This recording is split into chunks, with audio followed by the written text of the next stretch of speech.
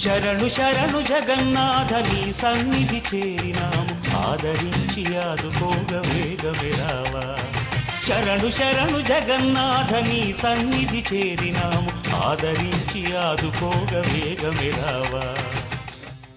ప్రపంచ ప్రఖ్యాతిగాంచిన జగన్నాథుడి రథయాత్ర బంజారా హిల్స్ లో వైభవంగా జరిగింది. బలభద్ర సుభద్ర సమేతుడై జగన్నాథుడు రథయాత్రలో భక్తులను అనుగ్రహించాడు.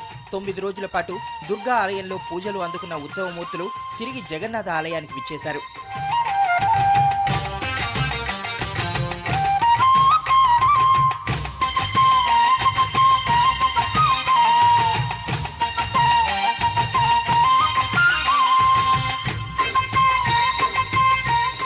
ఇలా జగన్నాథుడు ఏడాదికోసారి నగర పర్యటనకు బయలుదేరే సాంప్రదాయం 136 సంవత్సరాలుగా నిరాటంకంగా సాగుతోంది.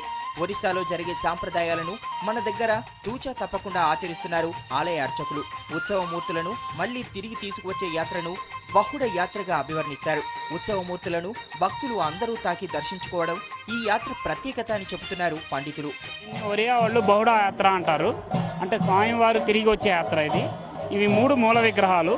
ఈ మూల విగ్రహాలు స్వామివారు తిరిగి వచ్చిన తర్వాత మామూలుగా యథావిధిగా ఇక్కడ 3 రోజులు ఉంచుతారు.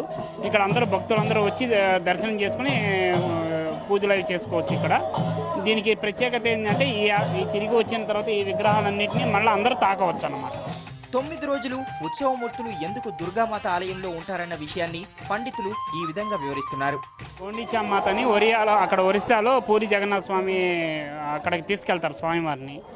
ఇక్కడ మనకి గోండిచా మాత లేదు కాబట్టి ఇక్కడ మనం కనకదుర్గమ్మ అమ్మవారి దగ్గరికి తీసుకెళ్తాం అన్నమాట. సో గోండిచా మాత అంటే ఒక రాజుగారి భార్య అన్నమాట. సో అక్కడ ఆమె ఏంటంటే స్వామివారిని వరం అడుగుతుంది. నాకు చిన్న దేవాలయం నుంచి పెద్ద దేవాలయానికి స్వామివారు తరలిస్తారనమాట. సో మీరు అక్కడికి వెళ్ళిపోతే నాకు నిత్య పూజలు జరగవు, ఇక్కడికి ఎవరు భక్తులు రారు అని అడిగితే అప్పుడు స్వామివారు వరం ఇస్తారు. నేను 9 రోజులు నేను నీ దగ్గరికి వస్తాను సంవత్సరానికి అని చెప్పి మాట ఇవ్వడం వల్ల స్వామి అప్పటి నుంచి ప్రతి సంవత్సరం రథయాత్ర జరుగుతుంది. ఈ రథయాత్రను తిలకించడానికి వచ్చిన భక్తులు సంతోషం వ్యక్తం చేశారు. ఒరిస్సాకు వెళ్లి చూడలేని భక్తులకు హైదరాబాద్లోని ఆలయం మంచి అనుభూతి కలిగించిందని సంబరపడుతున్నారు. ఎవ్రీ ఇయర్ వస్తాం ఇక్కడికి.